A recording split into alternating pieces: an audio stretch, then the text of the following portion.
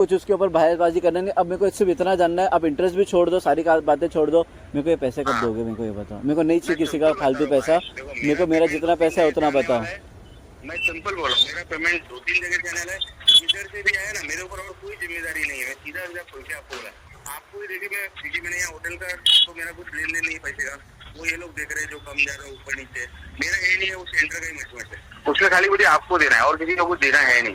ये जो आपने छोटी सी कॉल रिकॉर्डिंग सुनी, यह दो व्यापारियों के बीच हुई बातचीत का छोटा सा अंश है। आपने सुना होगा कि एक व्यक्ति अपने पैसे की मांग कर रहा है और दूसरा यह कह रहा है कि दे दूंगा। यह वीडियो शुरू करने के पहले हमने आपको यह कॉल रिकॉर्डिंग इसलिए सुना दिया ताकि हमें स्टोरी शुरू करने में आसानी हो। मामला मीरा भाईंदर के एक व्यापारी से जुड़ा हुआ है, जो दूसरा है एरोली का।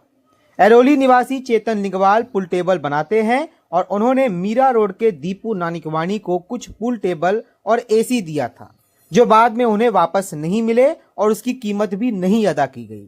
चेतन का ऐसा आरोप है कि उनके साथ भारी धोखाधड़ी हुई है और इस बात की शिकायत उन्होंने नौगढ़ पुलिस स्टेशन में दर्ज कराई है। पुलिस से सहयोग न मिलने के बाद चेतन ने मीडिया में अपनी बात रखने का फैसला किया। प्रवासी खबर पर हम चेतन लिंगवाल को आपसे रूबरू कराते हैं, जिन्हें सुनकर आप खुद समझ सकते हैं कि आखिर मामला क्या है। इंसान ने फ्रॉड करने के लिए पहले से उसने प्लान बिछा दिया था, उसने प्लॉटिंग कर चुका था कि ये बंदे से हम लोग टेबल लेंगे, इसका एग्रीमेंट कभी साइन नहीं करेंगे और इसको घुमाते रहेंगे। वही हुआ मेरे साथ में। मैंने भरोसे में आके मैंने पहले टेबल दे दिए, पैसे मांगने जाता हूँ तो बोलते कि कल आओ परसों आओ, फिर उनसे सामान मांगने जाओ तो धमकी खा रहा हूँ। तब मैं करूँ क्या? मेरे को लग रहा है स्टार्टिंग से इनका माइंड ऐसा था, चोर का तो माइंड ऐसा था कि चोरी करना ही था पहले से, बस लीगल वे से करना था, तो ये तरीके से उन्होंने कर दिया। एकदम भाई, सबसे पहले आप ये बताइए कि कैसे आप बिजनेस में जुड़े थे, क्या आपके टर्म्स और कंडीशन थे, क्या हुआ था? मैं पूल टेबल का जैसे मैन्युफैक्चरिंग करता हूँ, तो मैंने काफ़ी टेबल्स यहाँ पे क्लब सेटअप किया हुआ था मीरा रोड भाईंदर साइड में। तो इसी बेसिस में दीपू नानकवानी करके ये बंदा है जो अपना भूखा पेट करके एक रेस्टोरेंट चलाता था कनाकिया में। तो वहाँ से उसने मुझे कॉल किया कि उसे एक बिज़नेस डालना है, क्लब पार्लर डालना है और उसको पार्टनर की ज़रूरत है। तो उसने मुझे एक जगह दिखाई, एक प्लॉट दिखाया कि ये उसने रेंट पे लिया हुआ है और यहाँ पे इसको ये बिज़नेस रन करना है। अब इनिशियली उसने अपने फैमिली से मिला है, मेरे को ट्रस्ट दिलाया। उनकी वाइफ थी, बच्चे थे, वो था, भाई था उनका। तो उन्होंने बोला कि ये मेरी फैमिली है, ये बैठेगी यहाँ पे, हम संभाल लेंगे, हम 60% लेंगे, आप इन्वेस्ट करो, आप खाली वहाँ रहना, हम लोग आपको 40% दे देंगे कमा के। अब ये बेसिस में मैंने ट्रस्ट के बेसिस पे कि हाँ फैमिली बंदा है तो ये प्रॉपर कर देगा ये हमारे साथ में। तो अब इस हिसाब में मैंने उसको टेबल्स ला के दे दिए।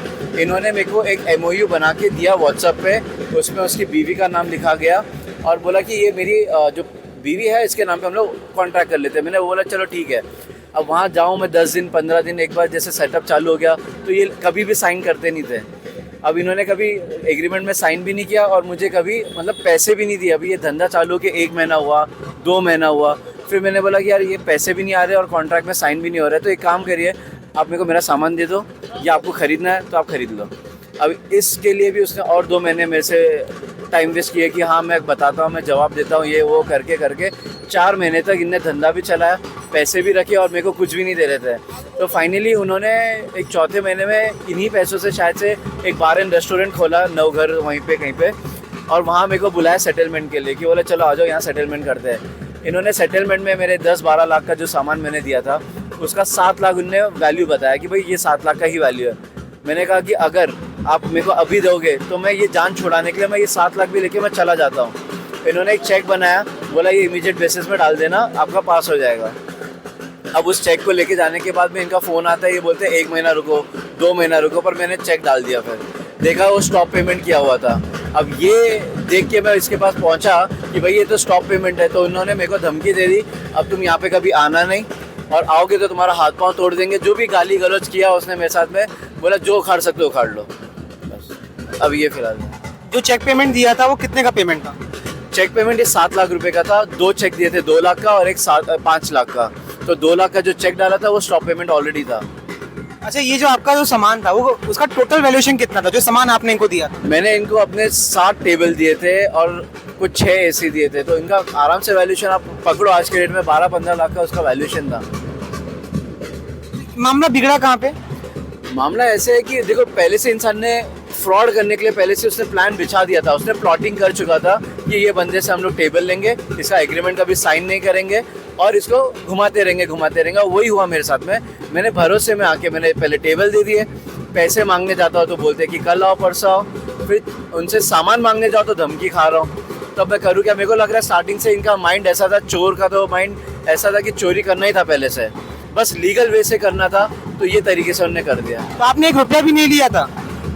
सॉरी, क्या बोल रहा हूँ? आपने 1 रुपया भी नहीं लिया? मैंने 1 रुपया भी नहीं लिया हुआ है उससे, और वो भी उनको एक्सेप्ट है कि मैंने 1 रुपया भी नहीं लिया हुआ उनसे। बल्कि उस जगह पे पूजा हुई थी स्टार्टिंग इनिशियल में, वो बोले थे आप पार्टनर हो तो पूजे का भी 10,000 रुपया दो, तो मैंने वो भी दिया हुआ है, वो मेरा गूगल पे किया हुआ है, मेरे पास रिकॉर्ड है उसका। बल्कि सामान देने के बाद में मैंने ऊपर से पैसे दे दिए थे वहाँ। और 60-40 के पार्टनरशिप में आपको 40% में 1 भी रुपया मिला?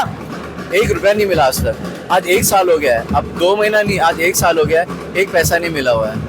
पुलिस स्टेशन में क्या बात हुई?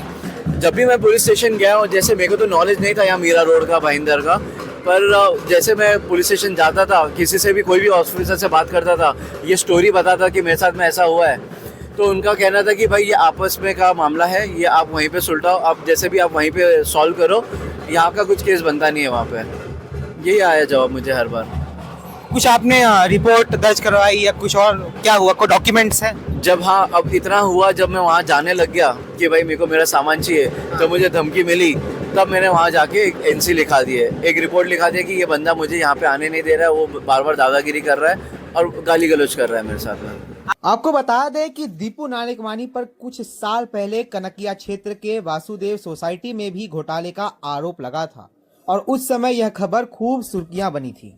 आपके पास क्या कोई ऐसा प्रूफ है जो इस बात पर गवाही दे या इस बात को पुख्ता करे कि आपने उनको 10 से 12 लाख का सामान दिया था? ऐसा कोई प्रूफ है आपके पास? अब देखो, प्रूफ तो है मेरे पास। देखो, उनका भाई जो है, उनका सगा भाई, हाँ। वो भी पार्टनर था इसमें, वो मेरे को पहले बताया नहीं गया। ये पिक्चर में मेरे को बाद में पता चलता है कि इनके भाई ने ही वो सेटअप बनाया हुआ है। तो ये आदमी टोटली फ्रॉड है। इसने जगह बनवाई अपने भाई से, सामान लिया मुझसे, और वो पूरा फ्री में मजे ले रहा है। 1 साल हो गया आज धंधा 10,000 12,000 कम से कम रोते हुए हालत में मैंने देखा हुआ है। जब मैं 1-2 महीना जा रहा था तब चल रहा था। तो आज सोचो, इतना पैसा कमाने का तो उसने किसी को भी पैसा नहीं दिया। उसके भाई के साथ उसने ये छल किया कि उसको बुलाया, उससे सामान करवाया, बिजनेस जैसे चलने लगा तो उसको बोला आप जाओ, आपको हम पैसा दे देंगे, आप यहाँ मत इन्वॉल्व हो जाओ। उसी ने मेरे को बताया कि ऐसा ऐसा है कि इनका जगह खाली होने वाला है, अब फाइट करेंगे तो अब आपको सामान मिल सकता है। जब हम लोग आए तब हम पुलिस स्टेशन में उसके भाई को भी ले गए, और वो स्टेटमेंट बाकायदा रिकॉर्ड में, पुलिस स्टेटमेंट में दीपू ननकवानी, उसका भाई वासुदेव ननकवानी और मेरा तीनों का स्टेटमेंट लिया गया।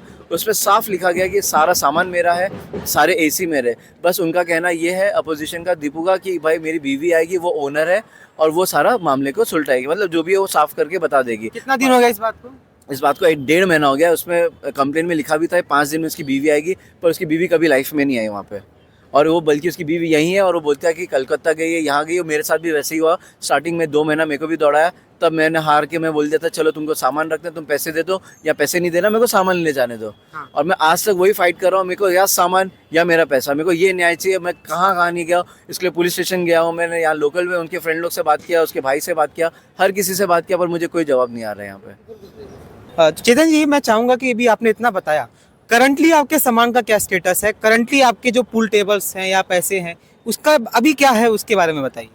अब करंट स्टेटस ये है कि जैसे मैं यहाँ आया था, जैसे मैंने CP, DCP और सीनियर पुलिस इंस्पेक्टर को मैंने अपना लेटर भी दिया था कि मेरा जो वजूद है ये टेबल है, अगर ये टेबल मुझे मिल जाता है तो मेरा कुछ वसूली हो सकती है इतने साल की, और ये नहीं मिला, ये लड़का अगर लेके भाग गया तो मेरा पूरा टोटल नुकसान है, और वही हुआ। अब करंट स्टेटस ये है कि आप जैसे वीडियो में भी देख सकते हैं, पूरा जगह खाली हो चुका है। मैंने जितना सेटअप दिया था, पूरा AC दिया था, टेबल दिया था, कुछ नहीं बचा है।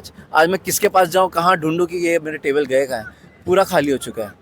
चेतन जी, जब कभी आप अपना सामान लेने के लिए या अपने सामान की जांच करने के लिए उस जगह पर जाते थे, तो कैसा आपको वहाँ पे अप्रोच मिलता था? अब जैसे मैं जाता था, मेरे को तो ये था कि भाई चलो दीपू नानकवानी ने जब मेरा सामान लिया, मैं उससे बात करके अपना सामान रिटर्न लाऊं। पर वहाँ जाने के बाद तो मैं इतना शौक हूँ, इतना मतलब मुझे ये समझ में नहीं आता कि आज की जनरेशन या फैमिली को हो क्या गया। ये एक चोर अगर निकल रहा है फैमिली में, तो फैमिली पहले क्या हमें खुद ही चिल्लाएगी कि तुम गलत काम नहीं करो। यहाँ तो उसे फैमिली सपोर्ट कर रही है, उसकी बीवी, उसके बच्चे, वो जो मुझे भरोसा दिलाया था कि हम यहाँ बैठेंगे, जिस भरोसे के बेसिस में मैं गया था कि इन्होंने कम से मेरे सामान का रखवाली करेंगे, आज वही अपोजिट मेरे को बोल रहे थे कि यह हमारा सामान है, ये तुम नहीं ले जा सकते हो। वो झगड़ा कर रहे थे मेरे से, मेरे पूरे बॉडी पे मतलब धक्का मुक्की कर रहे थे उन लोग। तो अब मुझे ये समझ में नहीं आया कि ये फैमिली कैसे उस बंदे को साथ फ्रॉड में गिन सकते हैं। अगर कोई फैमिली का गलत होगी तभी तो जाके फिर वो करेंगे। पूरा ये मास्टरमाइंड था, पूरी फैमिली का मास्टरमाइंड था कि इनसे कैसे स्कैम किया जाए। और ये भी सभी दर्शकों से गुजारिश रहेगी कि आप इस तरह के चीटिंग से, इस तरह के स्कैम से बचिए। पैसा बहुत बड़ी चीज़ होती है और उस हाल में जब वो लाखों में हो तब तो बात ही क्या है। तो यही कंक्लूजन रहेगा कि देखते हैं क्या चेतन लिंगवाल को उनकी प्रॉपर्टी का जो उन्होंने सामान दिया था वो सामान इनको मिलता है, या उस सामान की कीमत का पैसा इनको मिलता है कि नहीं मिलता है। ये बहुत बड़ा प्रश्न चिन्ह है। लेकिन अभी तक के लिए बस इतना ही।